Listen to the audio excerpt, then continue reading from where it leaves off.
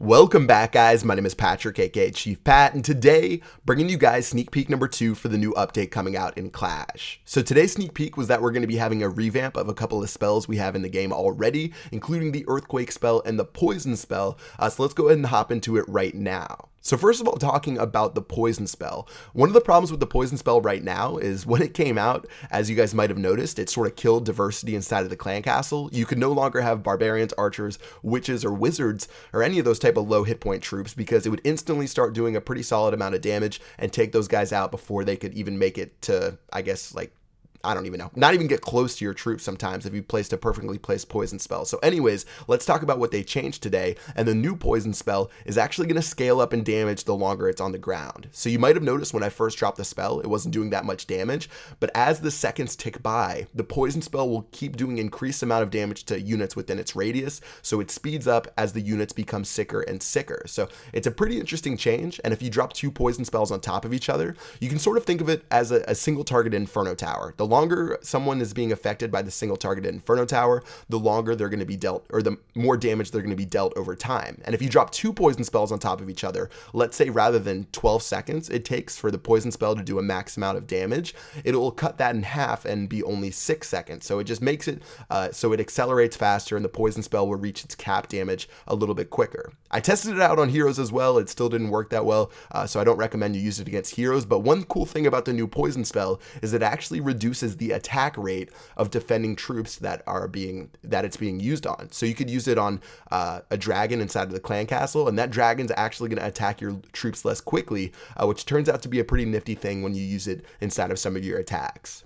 So next up is the Earthquake spell. So the Earthquake spells are going to be changed to where it's actually going to do a little bit more damage, to where your first Earthquake spell on top of a building is going to do 25% damage regardless of how many hit points the Earthquake spell has. So even if an Earthquake spell attacks a building that has 20% health points left, it's actually going to just destroy that building completely. It no longer goes on percentage health left rather than how many times a building's been affected by an Earthquake spell. So repeated Earthquake spells are going to do a diminishing amount of damage. As you can see, I dropped a couple of Earthquake spells. The first one did 25% damage and the ones after it weren't as powerful, but 4 Earthquake spells are still going to always destroy any type of wall.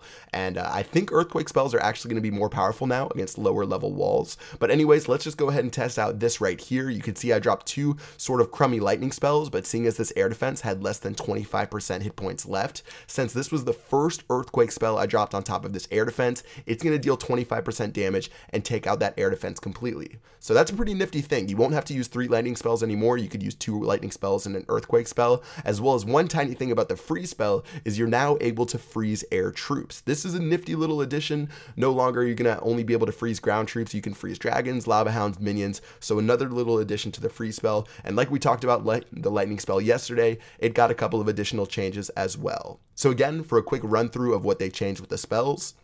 First of all, the poison spell is going to do scaling damage now, so it'll start off weak, but it's going to get more damage over time and eventually do a crazy amount of damage, as you saw against that dragon.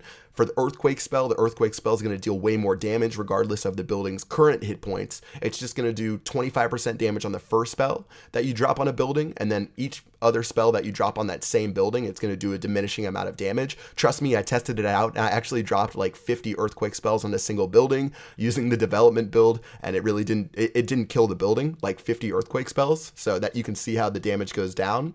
And then finally with the freeze spell will be able to freeze air troops, and you can finally get rid of those dragons and lava hounds that are super annoying inside of the clan castle. So that's going to do it for the spell revamp video. I hope this made complete sense to you guys. I'm going to link some more stuff inside of the description below if you guys want to check it out, but some pretty neat changes. I really like especially the poison spell change, so it makes it so you can use different troops inside of the clan castle instead of just dragons and lava hounds and stuff like that. So yeah, pretty awesome stuff, and it's going to be interesting as well to see how those new Earthquake spells are implemented into the game to sort of assassinate a couple of buildings. Anyways, that's going to do it for this video. I hope you guys enjoyed. If you did, make sure you drop a like, and until next time, I will see you guys with sneak peek number 3. Peace out.